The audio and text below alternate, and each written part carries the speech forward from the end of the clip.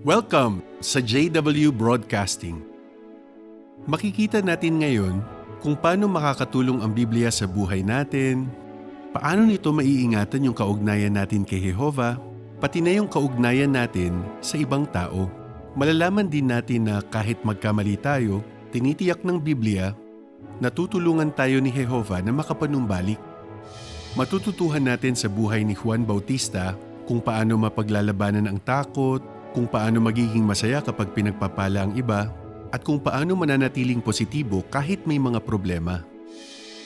Sa karanasan naman ni Brother Gordon Mackay, makikita natin na gusto ni Jehovah na lumapit tayo sa Kanya kahit nakagawa tayo ng malubhang kasalanan. Sa pinakabagong music video naman natin, iniimbitahan ang lahat ng napalayo kay Jehovah na manumbalik sa Kanya, pati na sa Kanyang di perpekto pero tapat na pamilya. Ipapaalala nito sa atin na talagang pagpapala na maging bahagi ng espiritual na pamilya ni Jehovah. Yan ang mga aabangan natin sa JW Broadcasting para sa Pebrero 2024.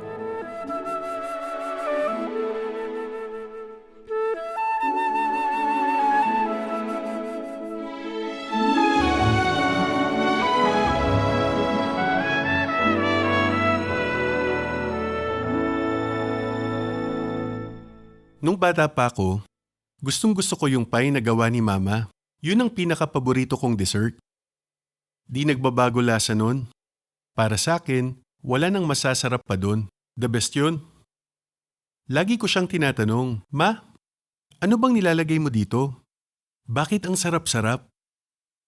Ang lagi niyang sinasagot sa akin, yung dati pa rin kung ano yung lagi kong nilalagay. Kaya una sa lahat, ayaw niyang sabihin yung recipe niya. Pangalawa, alam niya na yung recipe niya, subok na. Kaya hindi na niya binago yun. Ang totoo, yung Biblia, para itong isang cookbook. Marami itong recipe na subok na. Makakatulong ang mga to para maging masaya tayo sa paglilingkod. Ipinaliwanag ni Apostol Pablo kung paano tayo makikinabang sa mga resiping ito. Ganito yung sinasabi ng 2 Timoteo 3:16 at 17. Ang buong kasulatan ay mula sa Diyos at kapaki-pakinabang sa pagtuturo, pagsaway, pagtutuwid at pagdidisiplina ayon sa katwiran. Para ang lingkod ng Diyos ay maging lubos na may kakayahan na handang-handa para sa bawat mabuting gawa. Iba-iba yung klase ng mga resiping ito. Kung minsan yung recipe, isang halimbawa na mababasa sa Biblia. Habang pinag-aaralan natin yun, makakakita tayo ng magagandang katangian na pwede nating tularan. Minsan naman yung recipe, isang listahan ng mga katangian. Halimbawa, yung mga katangian na bunga ng banal na espiritu na nasa Galatia Kabanata 5 o yung listahan ng mga bagay na magandang pag-isipan sa Filipos 4:8 at 9. At syempre, marami rin tayong makikitang mga prinsipyo sa Biblia na magagamit natin para makagawa ng tamang desisyon. Kapag binulay-bulay natin at sinunod ang mga resiping ito, yung mga prinsipyo, mga katangian, at mga halimbawa, makakapaglingkod tayo ng tapat sa Diyos na Jehovah at magiging masaya tayo. Tingnan natin ang isang halimbawa. Makikita natin yon sa 1 Pedro Kabanata 3, talata 8. Pansinin natin ang mga ingredients.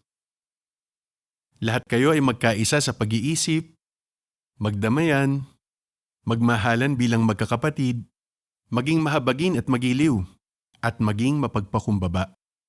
Makikita natin dito yung isang recipe na binubuo ng magagandang katangian. Makakatulong to sa espiritualidad natin. Paano? Pag-usapan natin yung mga ingredients. Binanggit muna ni Pedro na magkaisa sa pag-iisip. Sabi sa talababa, magkasundo sa iniisip. Kaya yung kaisipan natin dapat kapareho ng sa mga kapatid pero lalong-lalo na kay Jehovah at sa organisasyon niya. Paano natin yun gagawin?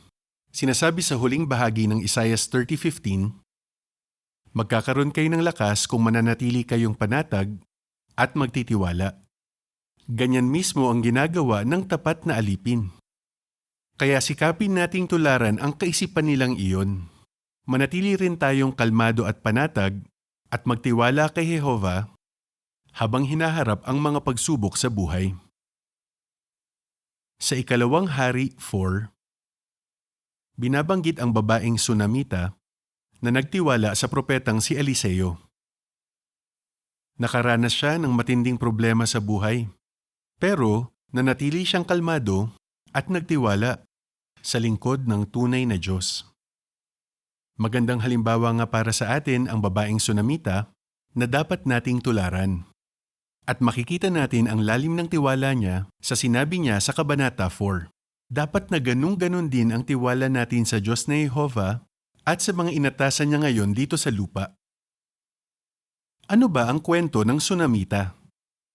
Nakatira silang mag-asawa sa Sunem.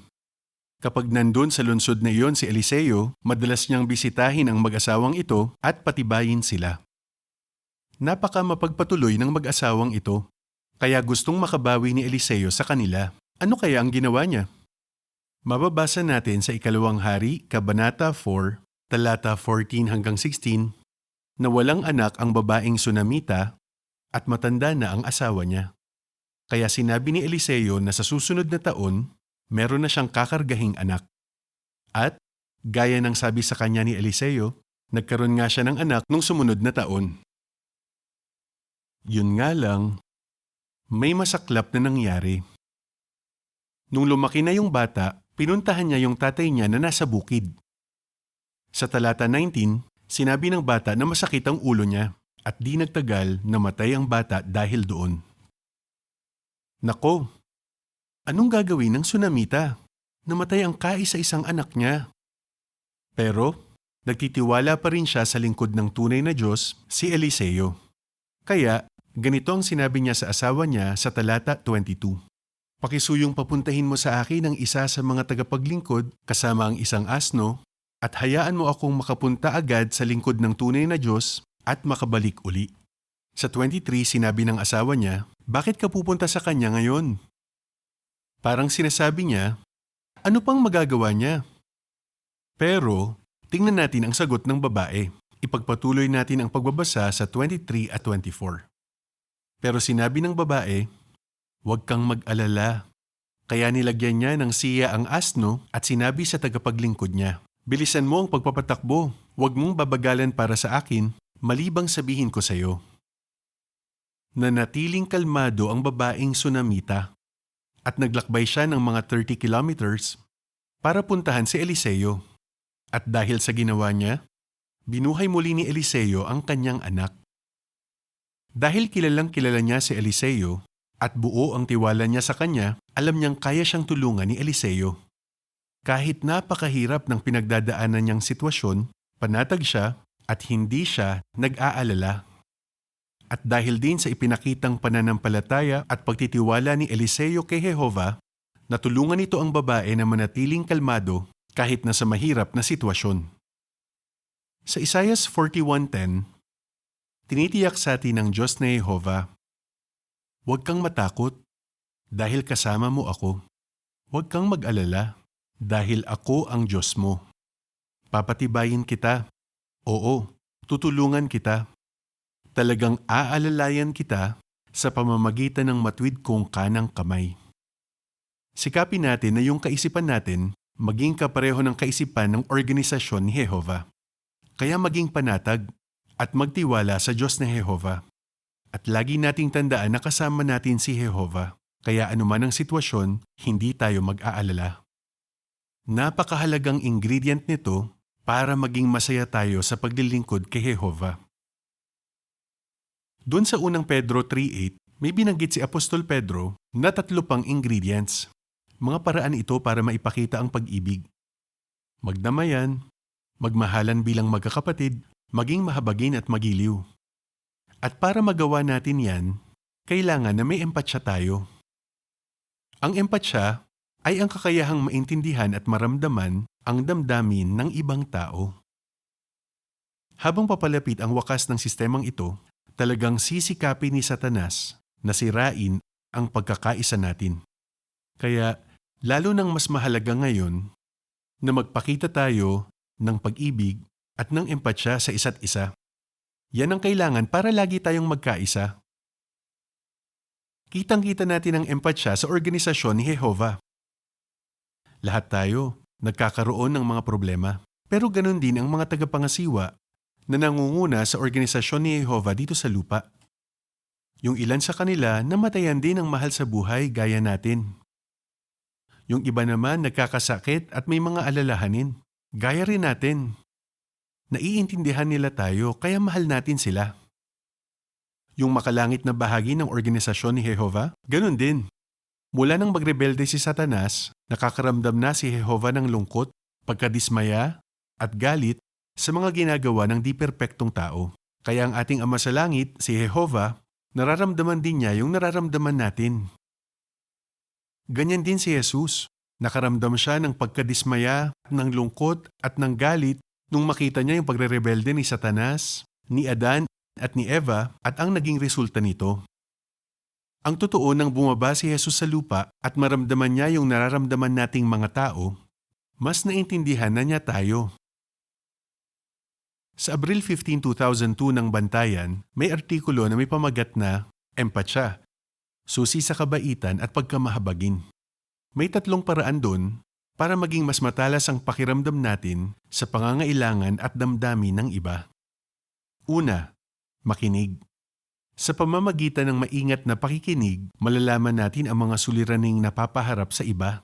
At habang nakikinig tayong mabuti, malamang na lalo naman nilang bubuksan ang kanilang mga puso at isisiwalat ang kanilang damdamin. Pangalawa, magmasid. Hindi lahat ay hayagang magsasabi sa atin kung ano ang kanilang nadarama o kung ano ang kanilang nararanasan. Gayunman, mapapansin ng isang mahusay na tagapagmasid kapag ang isang kapwa Kristiyano ay nangangailangan ng pampatibay o praktikal na tulong. Pangatlo, gamitin ang iyong guni-guni. Ang pinakamabisang paraan upang mapukaw ang empatya ay ang tanungin ang iyong sarili. Kung ako ang nasa kalagayang ito, ano ang aking madarama? Paano ako tutugon? Ano ang kakailanganin ko? Kaya yung pagdadamayan, pagmamahalan bilang magkakapatid, pagiging mahabagin at magiliw, konektado yon sa pag-ibig at empatya. Yan ang mga ingredients para maging masaya tayo sa paglilingkod. Di lang yon, makikinabang din ang iba. Ang huling katangian na binanggit sa unang Pedro 3:8 ay ang kapakumbabaan. Bakit natin kailangan yan? Kasi kailangan nating magtiwala. Kailangan ng kapakumbabaan para magtiwala kay Jehovah at sa organisasyon niya. Ibig sabihin, hindi tayo aasa sa sarili nating lakas o karunungan. Makakatulong sa atin ang kapakumbabaan para makayanan ang anumang mapaharap sa atin. Kapag sobra tayong nag-aalala o namomroblema, baka gusto natin na masolusyonan agad yung mga yon. Pero kapag mapagpakumbaba tayo, makakatulong yun sa atin para magtiwala na alam ni Jehovah kung kailan siya kikilos at kung paano niya tayo tutulungan. Anong gagawin natin? Maghihintay. Si Jehovah, lagi niyang ibinibigay kung ano ang kailangan natin sa tamang panahon at sa paraan niya. Matutulungan tayo ng kapakumbabaan na aminin na talagang nakahihigit ang kaisipan ni Jehovah kaysa sa atin. Bukod dyan, kaunti lang ang alam natin kung ikukumpara kay Jehovah. Nakikita niya ang lahat at napakalawak ng karunungan niya. Naiintindihan niya ang mga bagay na hindi natin naiintindihan. Kaya nagtitiwala tayo na lagi niyang gagawin ang pinakamabuti para sa atin. Kaya habang papalapit ang malaking kapighatian, maging mapagpakumbaba at magtiwala sa Diyos na Jehovah at sa organisasyon niya. Ganito yung sinasabi sa unang Pedro, Kabanata 5, Talata 6. Kaya magpakababa kayo sa ilalim ng makapangyarihang kamay ng Diyos, para maitaas niya kayo sa takdang panahon. Mga kapatid, kapag nasa ilalim tayo ng makapangyarihang kamay ng Diyos, talagang ligtas tayo at siguradong mapapanatag tayo. Yung kapakumbabaan, napakagandang katangian nito. Tutulong yun sa atin para makapanatili sa kamay ni Jehovah. Kaya ano yung mga ingredients natin para maging masaya tayo sa paglilingkod? Ang una dyan, magkaisa sa pag-iisip. Dapat yung kaisipan natin kapareho ng kaisipan ng organisasyon. Maging kalmado din tayo at magtiwala. Gaya ng sinabi ng babaeng Sunamita sa 2 Hari 4, kapag may mga problema tayo, hindi tayo mag-aalala. Kasi kasama natin si Jehovah. Ang pangalawa naman, magdamayan, magmahalan bilang magkakapatid at maging mahabagin at magiliw. Mga paraan para maipakita ang pag-ibig at empatya. Tandaan nyo, magkakasama tayo dito. Naiintindihan tayo ng makalangit na organisasyon ni Jehovah at ibibigay nila ang kailangan ng bawat isa sa atin, pati na ang sa organisasyon.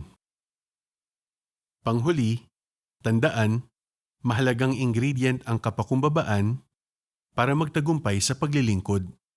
At para magawa yan, kailangan ang pagtitiwala. Kaya magtiwala na yung paraan ng Diyos na Jehovah, yun ang laging pinakamabuti. Sinasabi sa awit 119-105 na yung Biblia ay lampara sa ating paa at liwanag sa ating landas. Kaya araw-araw, maglaan ng panahon para basahin ang isang bahagi ng Biblia. Kapag may dumating na problema, mga hamon o kapag gagawa ka ng desisyon, anong gagawin? Humanap ng tamang recipe, halimbawa sa Biblia, Kristiyanong katangian o prinsipyo.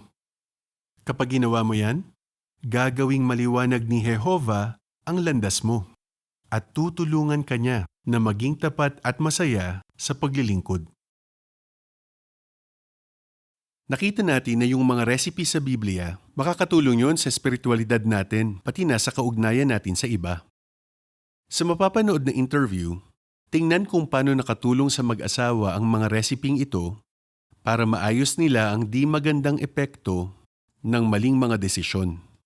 Gumraduate kami ng high school nung June, nagpakasal nung July, at nagkaanak nung November. Ang saya-saya namin noon. Minsan, may 2 saksi na kumatok sa pinto namin. Pinabasa nila sa akin ang awit 83:18. Jehovah pala ang pangalan ng Diyos. Inalok nila akong mag-Bible study, pero tumagal lang yon ng 2 hanggang 3 linggo. Nagkaroon kami ng kotse. Nagsimula kaming pumunta sa mga party, naninigarilyo na kami, nagda-drugs, at naglalasing. Ginawa namin ang lahat ng yon, at yun ang sumira sa pagsasama namin. Akala namin kapag lumipat kami ng lugar at iniwan yung mga kabarkada namin, makakatulong yon. Pero hindi, mas lumala, lalong lumala. Mas mahalaga pa yung baseball sa akin kaysa sa asawa ko. Nahihirapan akong magpasakop sa kanya. Minsan, pakiramdam ko, mas matalino ako sa kanya. Kaya sa tingin ko, mas makakagawa ako ng magandang desisyon kaysa sa kanya. Dumating yung panahon, iniwan ako ni Zeyna. Sumama siya sa iba. Ang sakit nun. Napakasakit nun. Mas nahirapan si Zeyna dahil dun sa pagka-addict niya sa droga. Kaya nagdesisyon ng korte na ibigay sa akin yung mga anak namin. Nung mga panahong yun, naisip ko, wala na akong pag-asa. Tapos, bigla-bigla, naalala ko si Jehovah. Naalala ko noon. Lumuhod ako. At sinabi ko kay Jehovah, ipakita niyo po sa akin kung ano ang dapat kong gawin. Pagkatapos, kinuha ko yung directory. At naghanap ako ng mga saksi ni Jehovah. Binigyan nila ako ng aklat. Yung aklat na Buhay Pampamilya. Ipinakita ko yun kay Art. Pagkatapos sinabi ko sa kanya, kung sa simula pa lang, sinunod na natin to, hinding-hindi masisira ang pagsasama natin. Sa isip ko noon, hindi pa talaga ako naniniwala. Pero unti-unti nakikita ko na gusto na talaga niyang magbago.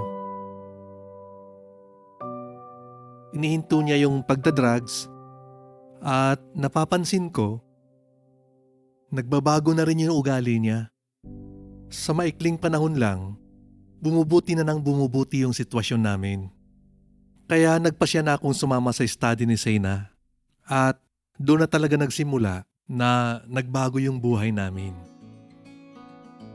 Ang isang teksto na nakatulong sa akin para maayos ulit ang pagsasama namin ay yung unang Korinto 11:3. Si Art ang ulo, hindi ako. Yung malaman na lahat may ulo, maliban kay Jehovah, nakatulong yun sa akin. Itinuring ko yun na isang proteksyon para sa akin. Ngayon, hindi ko na kailangan gumawa ng desisyon para sa sarili ko. Nakatulong sa akin yung Galatia 5:22 at 23. Tinulungan ako nitong magpakita ng pag-ibig, maging mas mabuting asawa, at maging mas mabuting ama, at pakitunguhan yung asawa ko nang may paggalang at makinig ng mabuti sa mga opinyon niya. Nagpakasal uli kami ni Arthur noong Abril 2, 1979. Gusto kong sabihin sa lahat ng may problema sa pagsasama nila, sundin ninyo yung mga prinsipyo sa Biblia. Gawin nyo ang mga yun. Natutuhan naming isama si Jehovah sa pamilya namin at yun ang nakatulong sa amin na makayanan ang anumang problemang mapaharap sa amin araw-araw. Mas masaya na at mas sweet na kami sa isa't isa kasi kasama na si Jehovah sa buhay namin. Napakaganda ng resulta, di ba? Dahil nalaman at sinunod nila ang mga prinsipyo sa Biblia at isinama nila si Jehovah sa pagsasama nila, talagang nagbago ang buhay ni na Art at Zena. Yan ang dahilan kung bakit sinisikap natin na ipangaral ang salita ng Diyos sa pinakamaraming tao. At kasama dyan yung pagtuturo sa kanila ng katotohanan gamit ang sarili nilang wika. Tsak na magugustuhan nyo ang susunod na video. Tingnan kung paano nakatulong ang isang system na naimbento ng mga kapatid para mas mabilis na mai-translate ang mabuting balita. Sa tulong nito, napakaraming tao ang napatotohanan. Kilala tayong mga saksi ni Jehovah na naglalathala ng mga publikasyon sa daan-daang wika at ang website natin ang kinikilalang may pinakamaraming salin sa buong mundo. Pero napag-isipan mo na ba paano tayo nakakapag-release ng mga publikasyon online man o nakaimprenta ng sabay-sabay sa maraming wika?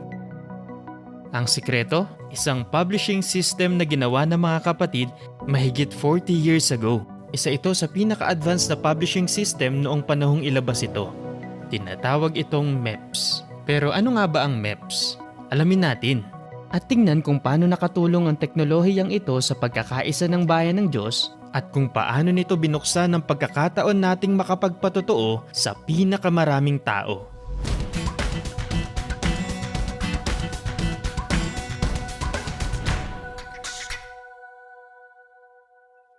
Matagal nang alam ng bayan ng Diyos na kailangang marinig ang katotohanan sa pinakamaraming wika hanggat posible.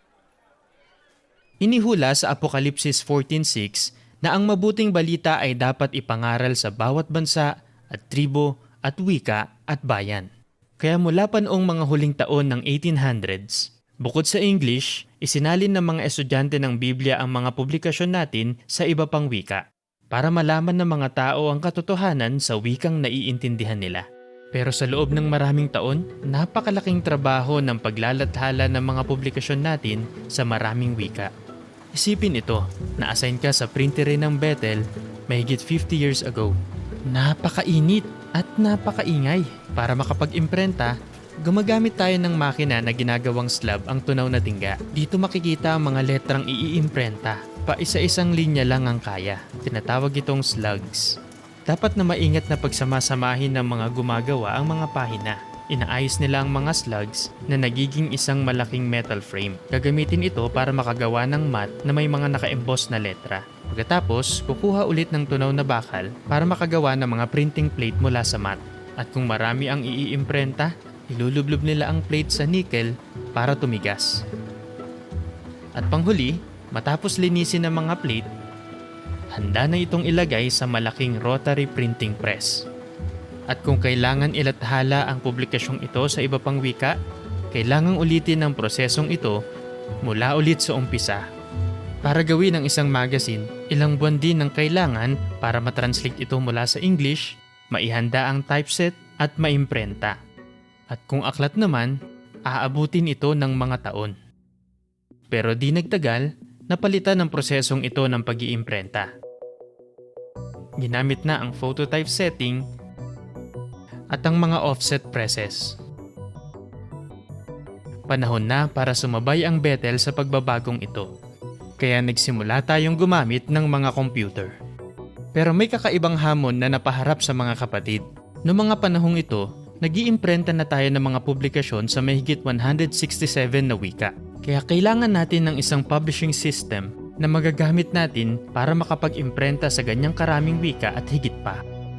Ang problema, walang publishing system ang kayang gumawa niyan noon. Kaya noong 1979, isang grupo ng mga kapatid ang inimbitahan sa Watchtower Farms sa Wallkill, New York. Kailangan nilang mag-develop ng isang multi-language electronic phototypesetting system o MEPS. Kaya sinimulan namin gawin ang MEPS. Yung iba, nag-focus sa paggawa ng computer o yung aktual na hardware. Yung iba naman, nag-focus sa paggawa ng screen ng computer. At yung iba, binuo yung software o yung operating system. Kaya halos lahat dinisenyo at ginawa ng grupong ito. Yung mismong computer, keyboard, screen, at software. Kailangan talaga nilang gawin yon kasi wala kang mabibiling computer na kayang paganahin ng program natin. Naging available lang ito pagkalipas pa ng ilang taon. Ang isa pang malaking trabaho ng proyektong ito ay ang paggawa ng mga font. Ito ang mga letrang gagamitin para mabuo ang mga salita sa mga pahina. Sa ibang wika, wala pang masyadong available na mga font noon o ang iba naman napakamahal. Kaya mano-manong idodrawing ng mga kapatid ang bawat letra at saka i-scan sa computer. Sa ibang wika, libo-libong letra at karakter ang kailangang i-drawing. Kailangan ding i-program ang software. Kasama dito ang mga rules sa spacing at hyphenation para tama yung mga salita at karakter na maidi-display sa screen. Makalipas lang ang 3 taon mula nang simula ng proyektong to, natapos na ang pinakaunang MEPS unit noong 1982. Gamit ang MEPS, pwede nang itype ang salita ng anumang wika na supported ng MEPS. Pagkatapos nito, pwede nang i-format sa computer ang mga salita at i-compose sa mga pahina. Sa pamamagitan ng ganitong proseso, magagamit na ng mga kapatid ang iisang layout para sa isang publikasyon sa lahat ng wika. Ang kumpletong pahina ay ipoproduce sa photographic paper. Gagawin itong film at gagamitin ito para gumawa ng printing plates. Hindi MEPS ang mismong nagtatranslate. Gawain pa rin ito ng mga tagapagsalin. Pero tumutulong ang MEPS para mapabilis ang paggawa ng mga publikasyon. Pero hindi lang napabilis ng MEPS ang gawain natin. May nagawa ito na mas mahalaga. Nasapatan nito ang espiritual na pangangailangan ng mga kapatid sa buong mundo. Bago pa man magkaroon ng MEPS, naisip na ng lupong tagapamahala na kung sabay-sabay mapag-aaralan ang iisang material sa bawat pulong ng mga saksi ni Jehovah sa buong mundo, tutulong ito na lalo pa tayong magkaisa. At dahil sa MEPS, mga bagong kagamitan sa pag-iimprenta at iba pang pagbabago, naging posible na magawa natin ito. Kung magagawa natin ang bagong paraang ito ng paglalathala, makakatipid tayo ng maraming panahon. Balang araw, mailalathala natin ng sabay-sabay ang bantayan na may iisang impormasyon sa lahat ng pangunahing wika para sa mga kapatid natin sa buong mundo. Ang Abril 1, 1984 na issue ng Bantayan, ang pinakaunang inilathala sa maraming wika ng sabay-sabay. At makalipas lang ang 1 taon, umabot na sa 23 wika ang inilalathala ng sabay-sabay. At nitong 2021, ang edisyon para sa pag-aaral ng bantayan ay inilalathala na sa mahigit 390 na wika ng sabay-sabay. Kaya ngayon, natatanggap ng halos lahat ng mga saksi ni Jehovah sa mga pulong nila ang iisang spiritual na pagkain ng sabay-sabay. Isa ngayang himala. Sa ngayon, mas marami nang nagagawa ang MEPS bukod pa sa pagta-typeset. Nadagdagan ito ng maraming tools sa paglalathala ng mga publikasyon natin. Dahil sa MEPS, nailagay natin ang Watchtower Library sa CD-ROM at nakatulong din ito sa pag-develop ng app natin na JW Library. Sa ngayon, ang ibig sabihin na ng MEPS ay Multi-Language Electronic Publishing System. Kasi ginagamit natin ito para i-publish ang mga publikasyon natin, naka-imprenta man o digital. Pero alam nating ang MEPS ay hindi lang kwento tungkol sa teknolohiya. Isa itong ebidensya ng pag-ibig. Pag-ibig ang nagpakilos sa lupong tagapamahala na humanap ng mga bagong paraan para mailaan ang espiritual na pagkain sa lahat ng tribo at wika. Dahil sa pag-ibig na yan at sa banal na spirito ni Jehovah, talagang nagkakaisa ang bayan ng Diyos higit kailanman at naipapangaral natin ng mabuting balita sa paraang parang imposible noon.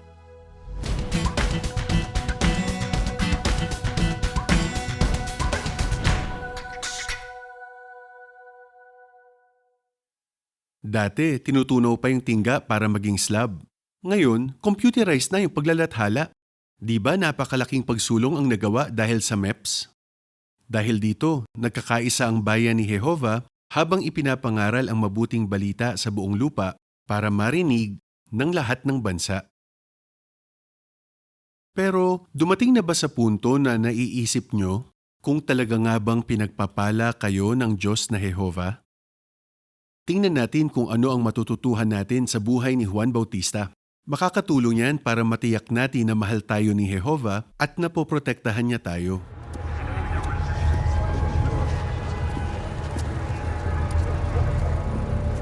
Alam ko namang mangyayari to.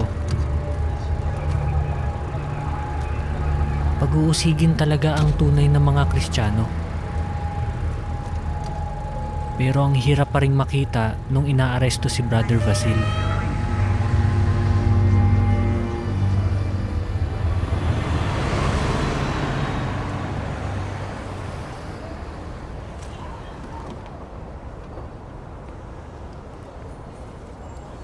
Mula nung mangyari yun,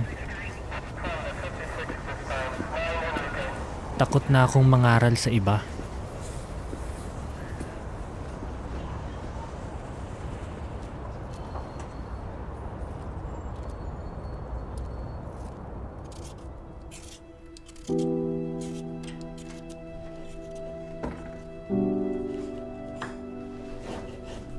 Ilang buwan na naghahanap ng trabaho si Marcos. Nawawalan na ako ng pag-asa.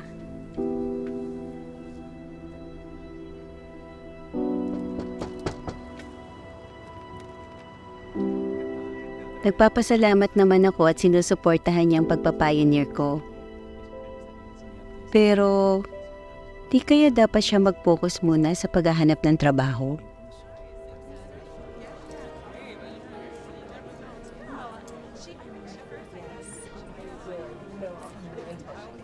Ang saya-saya ko nung malaman kong mag-i-SKE si Nicole.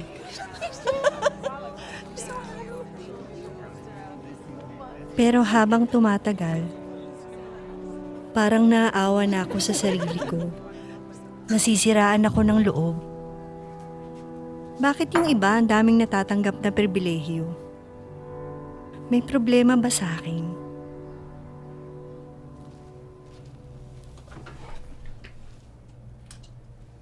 Sa Bible reading ko, may nakita ako. Ang tapang niya. Kahit may pag-uusig, nangaral pa rin siya. Nang sabihin ko kay Marcos ang nararamdaman ko, pinag-usapan namin ang isang karakter sa Biblia na nagtiis at hindi nawalan ng pag-asa. Sinabi ni Jesus, sa lahat ng taong nabuhay, walang mas dakila kaysa kay Juan Bautista.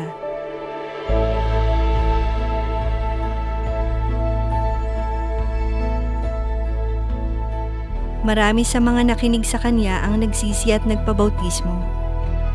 Inihanda niya ang puso nila na tanggapin ang Mesyas.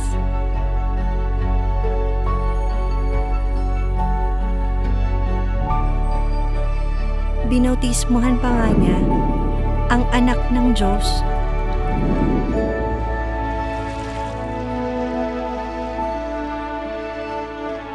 Pero habang sumusulong ang ministeryo ni Jesus, nababawasan naman ang kay Juan nung sabihin yon ng mga alagad ni Juan sa kanya. Nagpakumbaba siya at naging masaya sa nagagawa ni Jehovah dahil kay Jesus. Pero gaya ng mga lingkod ni Jehovah ngayon, napaharap din sa mga problema si Juan.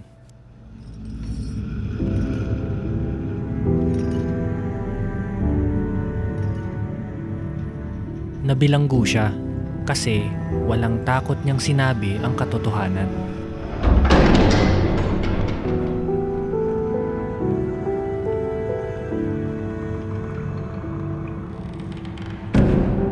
Walang nakapigil sa kanya na mangaral.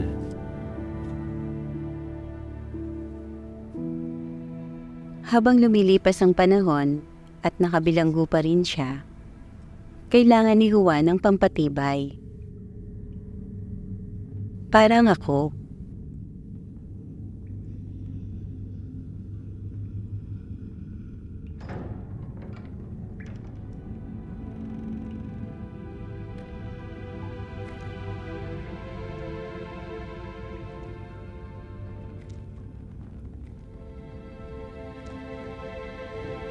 Pinuntahan siya ng mga alagad niya para sabihin ang mensahe ni Jesus sa kanya.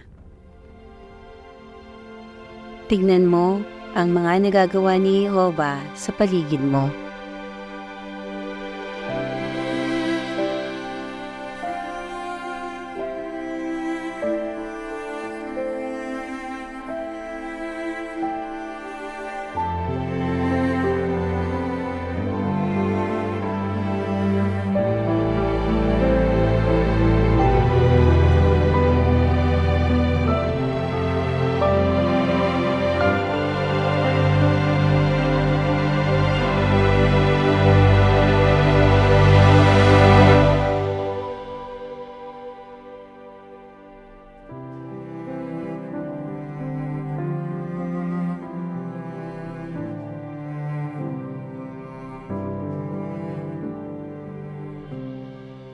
Nakikita ko na rin kung anong ginagawa ni Jehovah ngayon.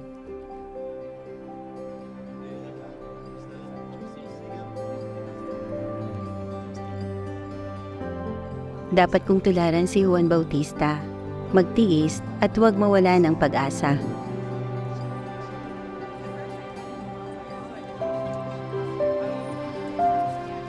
Marami akong dahilan para maging masaya.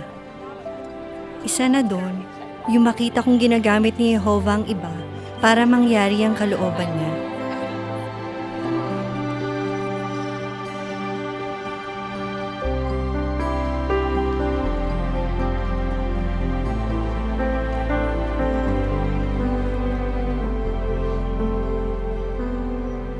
Kailangang malaman ng mga tao ang tungkol kay Jehovah. Gaya ni Juan, anumang problema ang mapaharap sa akin, hindi ako matatakot.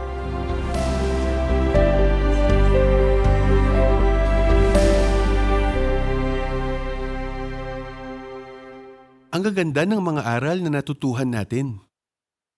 Yung isang sister, alalang-alala siya kasi wala pang nahahanap na trabaho yung asawa niya. Pero nakita niya nung bandang huli na malaking bagay na sinasamahan siya ng asawa niya sa ministeryo. Yung isang sister naman, nalulungkot at pinanghihinaan ng loob. Pero gaya ni Juan, naging masaya siya habang nakikita niya na ginagamit ni Jehovah ang iba para sa pagsulong ng gawaing pangkaharian. Yung brother naman na dumanas ng pag-uusig, napaglabanan niya yung takot niya at lakas loob na nangaral. Madalas, sa mga lupaing may pagbabawal, nagkakalat sila ng mga kasinungalingan tungkol sa atin para masabing tama lang na pag-usigin tayo. Pero kahit sa mga lugar na hindi ipinagbabawal yung gawain natin, may nagkakalat pa rin ng kasinungalingan at maling impormasyon tungkol sa atin. Sa katunayan, Kahit nagsasabi tayo ng totoo, pinapalabas pa rin ng mga apostata pati na ng iba na di tayo tapat at nanlilin lang. Sa tingin nyo, ano kaya ang magandang gawin sa ganyang sitwasyon? Pakinggan natin ang pagtalakay ni Brother Seth Hyatt sa isang morning worship. Nagsasabi ng totoo, kahit pinaparatangang manlilin lang. Naranasan mo na bang makarinig ng negatibong mga komento, maling report o paninira tungkol sa mga saksi ni Jehovah?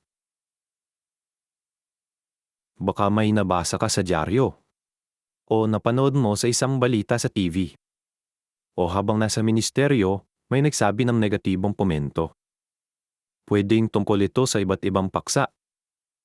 Baka tungkol sa neutralidad, sa pananaw natin sa dugo, yung pagsunod natin sa mataas na pamantayan ng Diyos ni Jehovah, yung pagsunod natin sa pamantayan niya sa pag-aasawa, o yung determinasyon natin na panatilihing malinis ang kongregasyon sa pamagitan ng pagtitiwalag sa mga hindi nagsisisi. Pero, ano pa mang paksayan, mayroon silang pagkakapare-pareho. Ang mga komentong to sa atin ay kadalasan ng hinaluan ng kasinungalingan, hindi tumpak, at kung minsan pa nga, talagang purong kasinungalingan. Masama pa dito, kapag sinasabi nila ito, para bang sigurado sila at natotoo ang sinasabi nila. Kapag sa'yo mismo sinabi ang mga bagay na iyan, anong mararamdaman mo? Malulungkot? Masisiraan ng loob? O magagalit? Tingnan natin ang karanasan ng isang sister na pioneer. Noong minsang nagba-Bible study siya, habang nagba-Bible study sila, may biglang dumating isang babae at pumasok ito sa bahay. Hindi man lang siya nag-doorbell o kumatok. Pero yun pala, kakilala siya nung bina-Bible study. Kaya yun, pumasok siya, sumingit siya doon sa Bible study, tapos sa kamay niya may hawak siyang libro. At yung librong yun, isinulat ng isang dating saksi ni Jehovah. Sabi nung babae doon sa Bible study, kailangan mong basahin ang librong to. At yun, nagpatuloy ang pag-uusap nila. Yung sister, nandun pa din, at pakiramdam niya, pinapalabas ng babae na manloloko siya. Paano hinarap ng sister yung sitwasyon? At anong naging reaksyon nung bina-Bible study? Bago natin sagutin ang mga tanong na yan, tingnan muna natin ang sinasabi sa teksto sa araw na ito at sa iba pang talata na tutulong sa atin para magkaroon ng tamang pananaw. Buksan natin ngayon ang 2 Korinto, Kabanata 6. Basahin natin yung talata 4. Sabi ni Pablo, inirerekomenda namin ang sarili namin bilang mga lingkod ng Diyos. At pagkatapos, mababasa natin yung sunod-sunod na mga kalagayan at mga sitwasyon na napaharap at naranasan ni Apostol Pablo sa ministeryo niya. At naranasan din ng tapat na mga Kristiyano magmula noon. At doon sa talata 7, yung teksto natin ngayong araw, inirerekomenda namin ang sarili namin bilang mga lingkod ng Diyos dahil sa tapat na pananalita. Hindi ba sinasamba natin ang Diyos ng katotohanan? At isang pribilehiyo yun sa atin. At gaya ng makikita natin sa komento ng bantayan, nagiging tapat tayo, maliit na bagay man ito o malaki. Mahal natin ang katotohanan at gusto nating sabihin ang katotohanan tungkol kay Jehovah. Kaya magandang pag-isipan yung sinabi ni Apostol Pablo dun sa talata 8. Sabi niya, sa pamagitan ng kaluwalhatian at kasiraang puri at sa pamagitan ng masamang ulat at mabuting ulat. At pansinin niyo itong sinabi niya, itinuturing kaming mga manlilinlang o manloloko, pero tapat kami. Parang magkasalumat yan, hindi ba? Yung tapat ka, pero tinuturing kang manlilinlang o manloloko. Kapag napaharap ka sa isang sitwasyon na may nagsabi ng masamang ulat tungkol sa mga saksi ni Jehovah, makakabuting tandaan na si Jehovah ang pinakaunang nakaranas ng ganyang paratang. Buksan natin ang nasa Henesis, Kabanata 3. Simulan natin sa talata 1. At ang ahas ang pinakamaingat sa lahat ng maiilap na hayop sa parang na ginawa ng Diyos na Yehova. Kaya sinabi nito sa babae, talaga bang sinabi ng Diyos na hindi kayo pwedeng kumain ng bunga mula sa lahat ng puno sa hardin? Napansin niyo ba yung paraan na ginamit ni Satanas? Hindi niya direktang sinabi yung pakay niya. Gumamit siya ng tanong. At hindi lang isang ordinaryong tanong. Dinisenyo niya yung tanong na yon para magtanim ng pagdududa kay Eva. Sabi niya, talaga bang sinabi yun ng Diyos? Sa talata 2 at 3, sumagot ang babae. At sa dulong bahagi ng talata 3, sinabi niya mismo yung iniutos ni Yehova. Huwag kayong kakain ng bunga mula sa punong iyon at huwag ninyong iipuin iyon para hindi kayo mamatay. Kaya malinaw sa kanya yung utos at malinaw din sa kanya yung parusa. Pero pansinin yung nasa talata 4, sinabi ng ahas sa babae, tiyak na hindi kayo mamamatay. Kasinungalingan yan. Pero yung paraan ng pagkakasabi ni Satanas, siguradong sigurado na para bang totoo iyon. Sa 5, alam ng Diyos na sa mismong araw na kumain kayo ng bunga mula sa punong iyon, mabubuksan ang mga mata ninyo at magiging tulad kayo ng Diyos na nakaalam ng mabuti at masama.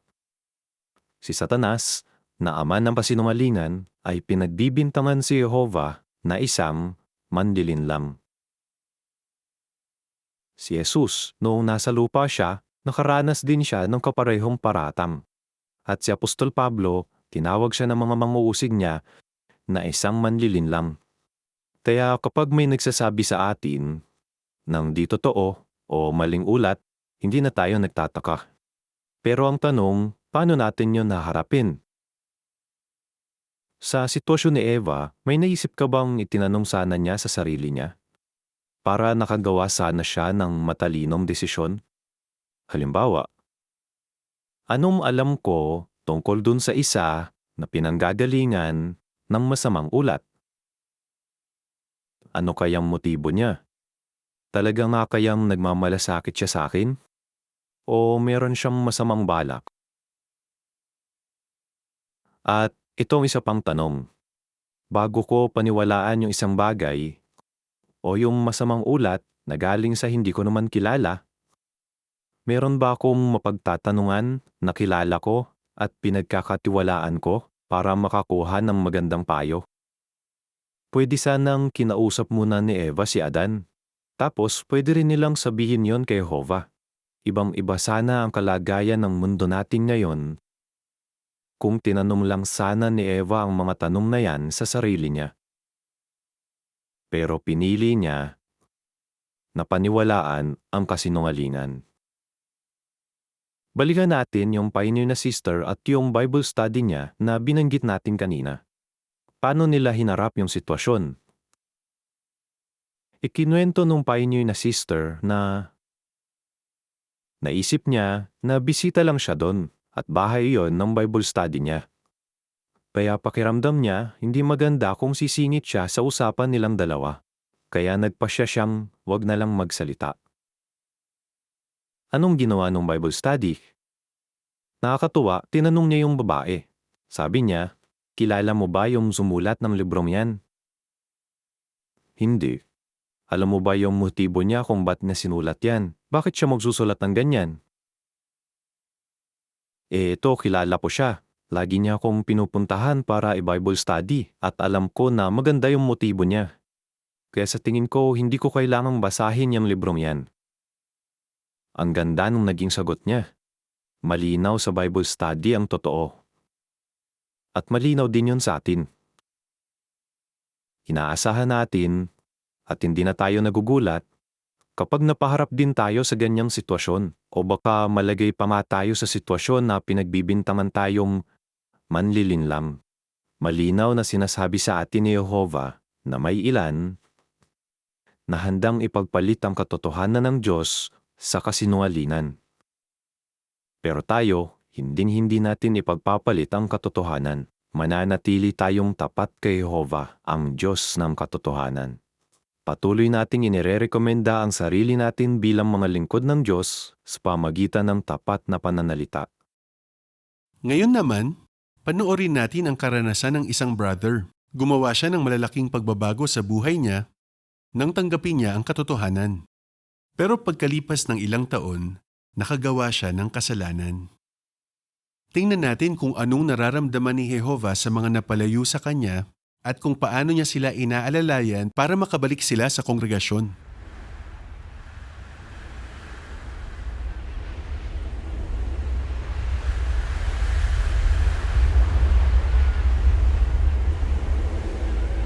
Lumaki ako sa Scotland. Mabundok doon at napakagandang lugar nun at masaya ako na doon ako lumaki. Yung tatay ko, masipag siya, masipag sila magtrabaho ng mga kaibigan niya. Pero grabe rin silang minom ng alak. Kaya yon, puro sila inuman at marahas din sila. At nadadala ni tata yung ganong ugali sa bahay. Nung 14 ako, nagsimula na akong uminom ng alak. Minsan lumalaban na ako sa tatay ko pati na sa naging stepfather ko. Nakapekto yun sa akin, nawalan ako ng paggalang sa sarili ko. Madalas akong pumapasok sa school nang malungkot pero minsan binasahan kami ng mga teacher namin ng Biblia. Talagang natouch ako dun sa mga binasa nila. Dahil doon nagkaroon ako ng pag-asa. Ayoko na ng mga away at saka ng mga gulo. Gusto ko ng mas maging mabuting tao. Alam kong mas maigaganda pa itong buhay ko. Kaya nagsundalo ako. Dahil doon, nagkaroon ako ng dahilan para makaalis ako sa bahay namin. At makita ko yung ibang klase pa ng buhay. Pero ganun pa rin, tuwing weekend, madalas kaming lasing at puro away. Kapag napapasama ako sa gulo, sising-sisi ako. Gusto ko talagang magbago. Kaya alam ko na kailangan kong umalis doon at magsimula ulit. Lumipat ako sa Edinburgh. Nung panahong yon, puro fitness training ang ginagawa ko. Pero ang nangyari lang talaga, pinilitan ko lang ang kinakaadikan ko. Dati alak, ngayon naman pag-exercise. Mukha lang akong masaya, pero pagod na pagod ako. Di ko na talaga alam kung ano ang gagawin ko. Alam ko na Diyos lang makakatulong sa akin noong mga panahong iyon. Kaya pray ako ng pray nun na tulungan niya ako na maging masaya at makita ang layunin ng buhay. May katrabaho ako na dating nag-serve sa Marine. Isang beses pumunta kami sa nightclub at nung pauwi na kami, sabi ko sa kanya ayoko ng ganitong buhay. At nagulat ako, di ko inasahan, bigla siyang may sinabi tungkol sa Biblia. Nung mga 2 o 3 oras ko na siyang tinatanong, sabi niya, maganda si tatay ang kausapin mo. Saksi ni Jehovah yung tatay niya at binigyan niya ako ng mga publikasyon. Sinabi niya na basahin ko iyon at tingnan ko rin yung mga teksto sa Biblia. Nagsimula kaming i-Bible study nung tatay niya. Dumadalo na rin kami sa mga pulong. Mga 1.5 taon mula nang magsimula kaming mag-Bible study, nagpabautismo na kami, sabay kami. Mga ilang taon pagkabautismo ko, lumipat ako ng Germany. Noong panahong iyon, nakakalungkot, nadisiplina ako at natiwalag. Nagtrabaho ko noon sa North Sea at habang nandun ako, hindi talaga ako masaya. Kaya kapag hindi ako nagtatrabaho, umiinom ako. Kung hindi ko yun ititigil, siguradong maapektuhan nun ang kalusugan ko. Kaya nagdesisyon ako na lumipat ng Italy. Madalas kapag nagbabike ako at napapadaan sa Kingdom Hall, lagi kong tinatanong ang sarili ko. Paano kaya ako makakabalik kay Jehovah? Pero naiisip ko din, ayaw na siguro ni Jehovah na bumalik ako. Isang Sabado ng umaga, may nag-doorbell. Sigurado mga saksi ni Jehovah yon. Alam kong pinadala sila sa akin ni Jehovah. Silang dalawa. Parang sinasabi niya sa akin, mahal pa rin kita. Ano man ang nagawa mo, mahal pa rin kita. Kaya sa mga sumunod na buwan, lagi ko yung iniisip at kinukumbinsi ko ang sarili ko na mahal talaga ako ni Jehovah. Pero hindi pa rin ako makapag-focus kasi busy ako sa pagtitrain sa isang karera ng mga bisikleta sa Alps. Kasabay nito, nagtatrabaho ako sa oil platform sa North Sea, kaya hindi ako sumusulong sa espiritual. Minsan, sinabi ng mga elder sa akin na walang pulong sa linggong iyon, pero pinasigla nila ako na dumalo sa assembly sa Rome. Ang talagang hinangaan ko ay yung pagiging malinis ng mga saksi. Ibang-iba sila kung ikukumpara sa mga nakasama ko sa loob ng maraming taon. Habang nagdadrive ako pa uwi, naalala ko may bagyo nun. Ang dami-daming tanong na pumapasok sa isip ko. Paano ko nagawang iwan ang kongregasyon? Paano ko nagawang iwan si Jehovah? Noong mga oras na yon, desidido ako na hindi na ako babalik doon sa oil platform sa North Sea. Dahil wala akong masyadong ginagawa, mas marami yung oras ko para magbasa ng Biblia at mga publikasyon ng mga saksi ni Jehovah. Doon sa mga publikasyon na yon, may nabasa ako na natouch ako. Manumbalik ka sa akin, ibigay mo ang buong puso mo. Ituwid natin ang mga bagay-bagay sa pagitan natin. Nakipag-usap ako sa mga elder, sinabi ko sa kanila na gusto ko nang dumalo sa lahat ng mga pulong at paglingkuran si Jehovah ng buong puso. Paglipas ng ilang panahon, naibalik na ako bilang saksi ni Jehovah. Pag ginagawa ko ang mga bagay-bagay nang hindi iniisip si Jehovah, nakikita kong ang gulo ng buhay ko. Hindi talaga ako masaya. Pero kapag isinasama ko si Jehovah sa buhay ko, nagiging payapa at masaya ako. Kailangan kong matutunan na tanggapin ang pag-ibig ni Jehovah. Nung gawin ko yon, nang tanggapin ko ang pag-ibig ni Jehovah, nagsimula akong sumulong. At bukod dun, naramdaman ko rin na mahal ako ng mga kapatid sa kongregasyon. Walang makakahigit sa pagmamahal ni Jehovah. Ano mang mangyari sa atin, kaya tayong tulungan ng pag-ibig ni Jehovah. Yung karunungan niya, hindi matutumbasan yun. Si Jehovah lang ang may kakayahang gawing positibo ang mga negatibong sitwasyon at kaya niyang gawing makabuluhan at masaya ang buhay natin. Napalayo ka rin ba kay Jehovah gaya ni Brother McKay? Naging inactive ka ba? O natiwalag pa nga sa kongregasyon? Panoorin natin ang bagong music video natin. Iniimbitahan ni Jehovah ang mga napalayo sa kanya na bumalik. Ang pamagat nito, sa yakap niya.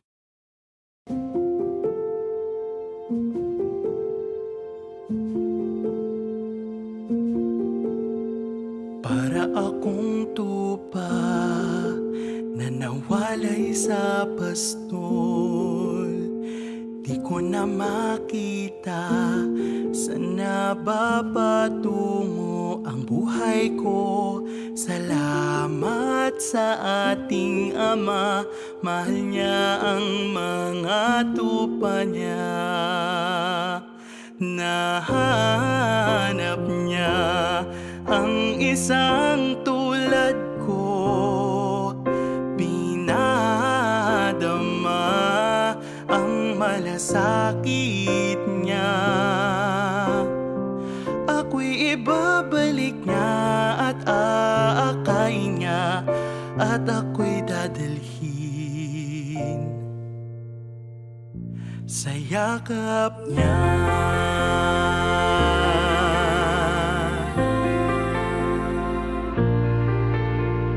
Pag nasa piling ka ng pastol mo at ama, mapapanatag ka kasama ng lahat ng pamilya niya. Kaya't lumapit ka sa kanya, mahal ni Jehovah ang tupa niya. Hinahanap niya ang isang tulad mo, ipadarama na ika'y mahalaga. Ika'y ibabalik niya at aakayin niya at ika'y dadalhin sa yakap niya. Ang iyong pamilya'y naghihintay sa iyo. Mahal ka namin. Salamat sa pagbalik mo, damhin mo.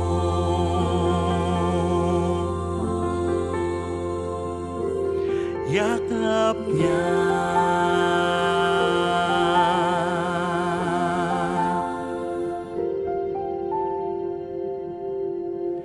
Nahanap niya ang isang tulad mo, pinadama ang malasakit niya.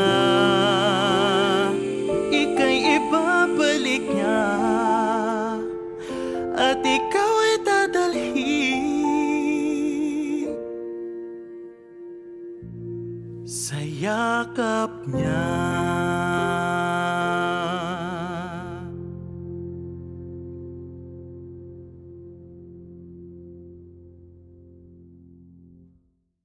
Mahal na mahal ka ni Jehova, pati na ng pamilya niya. Wala na tayong ibang pupuntahan. Kaya kung napalayo ka, hinihintay ka na namin. Yung magandang espiritual na pamilya natin, kitang-kita sa buong mundo. Kaya bisitahin natin ang ilang kapamilya natin. Puntahan natin yung mga kapatid natin sa Suriname. Ang Suriname ay isang bansa sa South America na maraming kagubatan. Halos parang isla na ito. Sa ngayon, walang kalsada dito papunta sa ibang bansa. Mga ilog ang nasa silangan at kanluran ng Suriname. Sa hilaga naman, makikita ang Atlantic Ocean. At sa timog naman, may mga rainforest at savanna. Dito rin makikita ang Amazon River Basin. Totoo, yung Suriname, isa ito sa pinakamaliit na bansa sa South America. Pero dito makikita ang ilan sa pinakamalalaking hayop ng kontinente. Halimbawa, yung giant anteater. Kaya nitong kumain ng mga 35,000 na langgam at anay sa isang araw. Makikita din sa Suriname ang tapir, ang pinakamalaking land mammal sa South America. At ang jaguar na pinakamalaking pusa sa South America. Hindi